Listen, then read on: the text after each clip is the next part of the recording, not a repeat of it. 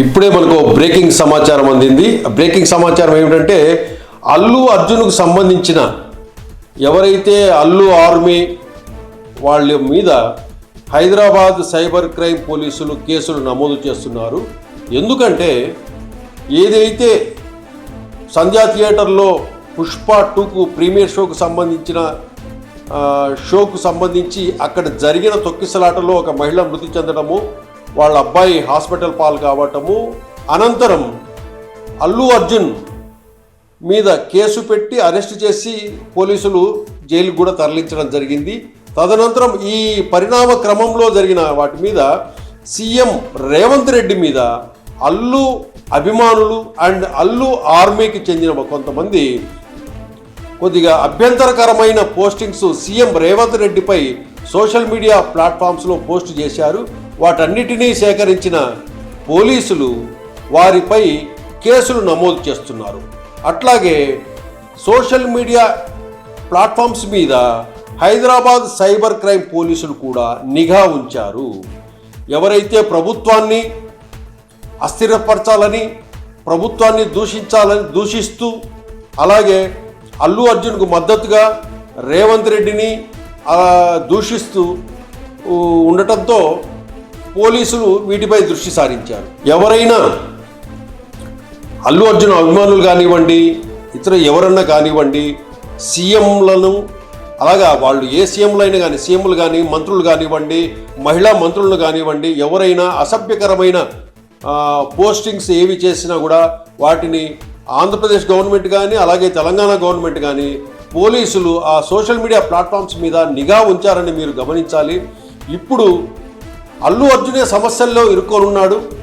ఈ అల్లు అర్జున్ సమస్యల్లో అల్లు అర్జున్కు మద్దతుగా అభిమానులు ప్రభుత్వాన్ని ప్రశ్నించినా లేకపోతే ఏదైనా సద్విమర్శ చేసినా బాగుండేది. కానీ ఎప్పుడైతే సీఎం రేవంత్ రెడ్డిని టార్గెట్ చేస్తూ వ్యక్తిగతంగా ఆయన్ను అబ్యూజివ్ లాంగ్వేజ్ ఉపయోగించేసి సోషల్ మీడియాలో ఎప్పుడైతే పోస్టింగ్స్ అండ్ కామెంట్స్ చేశారో వాటన్నిటి మీద అల్లు అర్జున్కి సంబంధించిన ఫ్యాన్స్లో కొంతమంది అలాగే అల్లు ఆర్మీకి సంబంధించిన కొంతమంది ఎవరైతే పోస్టింగ్స్ పెట్టారో వాళ్ళందరి మీద కేసులు నమోదు చేశారు.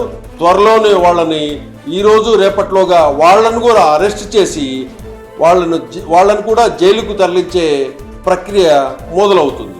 కాబట్టి ఎవరైనా కూడా ఫ్యాన్స్, అల్లు అర్జున్ ఫ్యాన్స్ కానివ్వండి, ఇతర ఫ్యాన్స్ కానివ్వండి, ప్రభుత్వ నిర్ణయాలని, ప్రభుత్వ పాలసీని, చట్టాలను కానీ న్యాయాలను కానీ వీటిని ప్రశ్నించవచ్చు. కానీ ఆ ప్రశ్నించే విధానము ఒక పద్ధతిగా ఉండాలి. దూషించడం తగదు.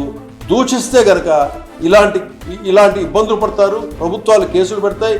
పోలీసులు ఎప్పటికెప్పుడు సోషల్ మీడియా మీద నిఘా ఉంచుతోంది. కాబట్టి జాగ్రత్తగా ఉండాల్సిన అవసరం ఉంది. అల్లు అర్జున్ అభిమానులు కూడా చెప్పేది ఏంటంటే మీరు ఏదన్నా ఉన్నా కూడా మీరు ప్రభుత్వాన్ని ఏదైనా ప్రశ్నించాలనుకున్నా ప్రశ్నించవచ్చు. కానీ మీరు అబ్యూజివ్ లాంగ్వేజ్ యూజ్ చేయటము, సీఎంలను అలాగే మంత్రులను కానివ్వండి, ప్రభుత్వాలను కానీ కించపరచడం కానీ ఇలాంటి పోస్టింగ్లు పెట్టకూడదు. ఓసారి జాగ్రత్తగా ఉండాల్సిందిగా కోరుతున్నాం. ఎవరైతే సంధ్యా థియేటర్లో పుష్ప ప్రీమియర్ షోకు సంబంధించి అక్కడ తొక్కిసలాటలో మరణించిన లేడీకి సంబంధించి వాళ్ళ అబ్బాయి కిమ్స్ హాస్పిటల్లో చికిత్స పొందుతూ ఉన్నాడు. ఆ అబ్బాయికి తాను అన్ని విధాలుగా సహాయ సహకారాలు అందజేస్తున్నాను, హాస్పిటల్ ట్రీట్మెంట్కి కూడా నేను సాయం చేస్తున్నాను, అది ఎంత ఖర్చు అయినా పర్లేదు నేను బేర్ చేస్తున్నానని అల్లు అర్జున్ ప్రకటించడం జరిగింది. కానీ నిన్న Hyderabad police commissioner CV Anand గారు ఆ అబ్బాయికి బ్రెయిన్ డ్యామేజ్ అయింది, ఇప్పట్లో కోలుకునే పరిస్థితి లేదు, ఇప్పటి వరకు ఆ అబ్బాయికి కావాల్సిన హాస్పిటల్ ఖర్చులన్నీ కూడా ప్రభుత్వమే భరిస్తోంది అని కూడా ఆయన స్పష్టం చేయటం జరిగింది. దీంతో మరి ఒక సమస్యల్లో అల్లు అర్జున్ ఇరుక్కున్నట్లయింది. తనేమో నిన్న మొన్నటి వరకు నేను హాస్పిటల్ ఖర్చులు ఎవ్రీథింగ్ నేనే చేస్తున్నాను, ఆ అబ్బాయికి సాయం చేస్తున్నాను అని ప్రకటించాడు. ఇప్పుడేమో అన్ని ఖర్చులు ప్రభుత్వమే భరిస్తోందని Hyderabad police commissioner CV Anand గారు చెప్పారు.